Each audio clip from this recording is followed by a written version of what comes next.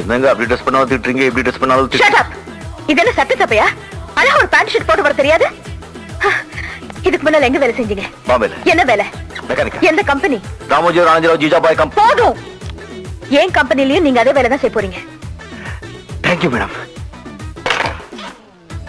நீங்க ஜிஜிபாய் கம்பெனில வேலை செஞ்சீங்களோ பாஜிபாய் கம்பெனில வேலை செஞ்சீங்களோ எனக்கு அவசியம் இல்லை. சரிங்க. You are going to work number 1 factory in India. Yes, ma'am. You should know the rules and regulations of the factory. Definitely, madam. No interruptions.